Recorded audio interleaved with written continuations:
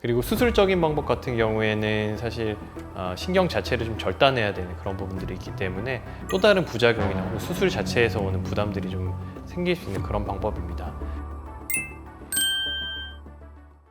안녕하세요. 러블리 피부과 원장 김진아입니다. 안녕하세요. 러블리 피부과 의원 이용민입니다. 오늘은 여름을 앞두고 나를 괴롭히는 다한증에 대해서 말씀드리겠습니다. 다한증은 보통 두 가지로 크게 나뉠 수 있는데요. 첫 번째는 1차적 다한증, 두 번째는 2차적 다한증인데요. 1차적 다한증은 원인이 없이 생기는 거고 대부분이 여기에 해당이 되고 2차적 다한증은 다른 질병에 의해서 생기는 걸 말합니다. 갑상선 항진증이나 백혈병이라든지 약물에 의한 그런 것들이 2차적 다한증이 되고요. 많은 분들이 이제 고민스러워 하시는 거는 1차적 다한증이라고 보시면 되고 원인은 크게는 없습니다. 그래서 이제 다한증을 치료하기 위한 방법으로는 이 교감신경을 좀 차단하는 방법이라든지 여기서 분비되는 이제 신경 전달 물질인 아세틸콜린을 이제 분비를 억제한다든지 이런 방법들이 이제 이용이 되고 있습니다. 정도와 부위에 따라서 치료 방법이 달라지게 되는데요. 보통 이제 많은 분들이 호소하시는 게 겨드랑이, 손, 발, 그리고 이제 두피나 얼굴 쪽을 말씀을 하시는데요. 겨드랑이 같은 경우에는 보통 이제 드리클로 같은 바르는 약이라든지 보톡스, 그다음 이제 미라드라이라고 해서 이런 이제 마이크로파를 이용을 하는 그런 이제 기계적인 방법이 이제 고안이 되어 있고요. 손발 다한증 같은 경우에는 아까 말씀드린 이제 바르는 약, 그다음에 이제 뭐 먹는 약, 말씀드렸던 보톡스도 효과가 있고요. 손 같은 경우에는 심한 경우에는 이제 흉부외과에서 신경 부분을 조금 절단을 해서 신경이 이제 일을 못하게 만드는 방법도 있습니다. 보톡스 치료의 장점은 큰 부작용 없이 효과를 볼 수 있다는 점이에요. 이제 앞서 말씀드린 그런 방법들 중에는 뭐 먹는 약, 바르는 약, 수술 뭐 이런 것들을 같이 설명을 드렸었는데 먹는 약과 바르는 약은 그 효과가 좀 원하는 만큼이 나타나지 않을 수가 있고요. 그리고 수술적인 방법 같은 경우에는 사실 신경 자체를 좀 절단해야 되는 그런 부분들이 있기 때문에 또 다른 부작용이나 혹은 수술 자체에서 오는 부담들이 좀 생길 수 있는 그런 방법입니다.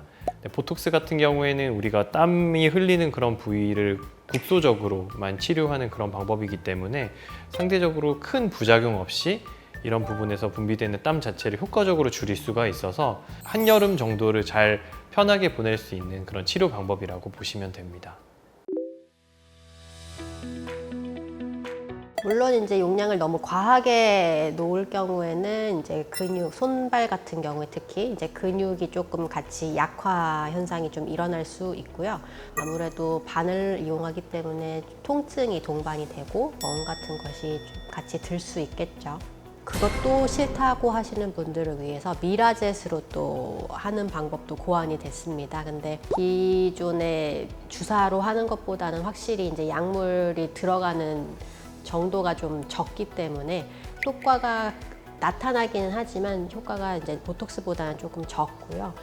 유지 기간도 짧습니다. 그래서 통증이 많이 무서우신 분들은 보톡스를 미라젯으로 해보는 것도 방법입니다.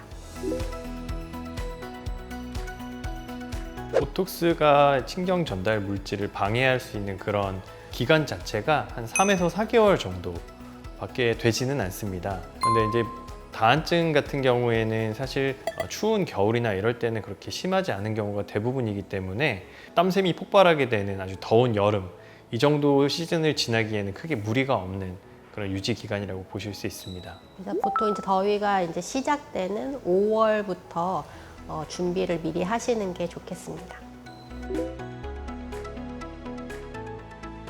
완전히 다른 성분이고요. 바르는 약은 이제 흔히 약국에서 사는 뭐 드리클로나 뭐 이런 종류들인데 알루미늄 클로라이드라고 해서 마른 피부에다가 바르게 되어 있는데요. 왜냐면 이제 이런 성분들이 물과 만나면 염산으로 바뀌게 되어 있어서 자극감이 심해집니다. 그래서 항상 마른 피부에 도포하고 주무시고 그 다음날 아침에 씻으시는 거를 이제 교육을 하고요.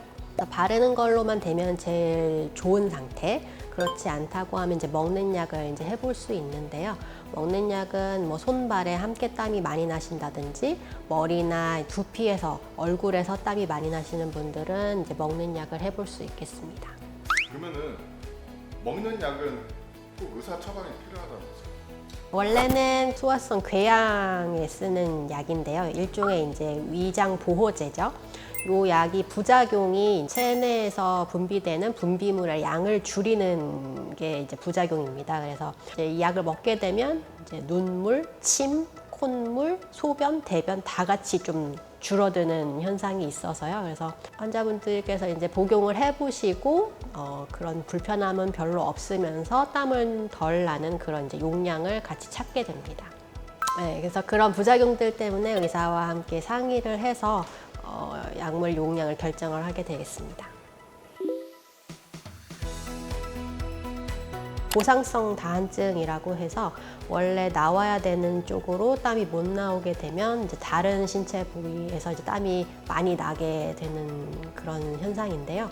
겨드랑이 같은 경우에는 이제 뭐 그렇게 땀을 많은 부분을 차지하고 있지는 않기 때문에 겨드랑이 시술로는 크게 문제가 없고요. 보통은 수술을 하게 되는 경우는 이제 손에 땀이 많이 나게 되는 경우인데 이 경우에는 뭐 제가 듣기로는 뭐 무릎에서 땀이 많이 나시는 분들도 제가 들어봤고 저혈압, 부정맥 같은 이제 부작용이 좀 있을 수 있는 걸로 되어 있긴 합니다. 그렇지만 이제 아무래도 수술이라고 하는 거는 좀 비가역적이고 장점과 단점을 이제 잘 따져봐서 장점이 더 클 때 선택을 하는 거기 때문에 이제 수술하는 의료진과 좀 깊은 상담을 통해서 결정을 하셔야 되겠습니다.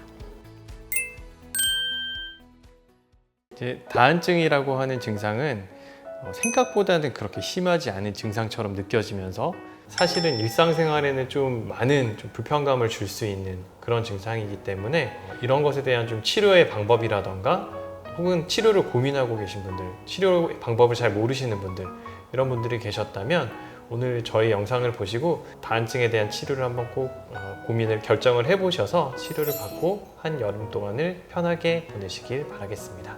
지금까지 저희 영상이 도움이 되셨다면 구독, 좋아요, 알림 설정, 댓글까지 부탁드립니다. 감사합니다. 감사합니다.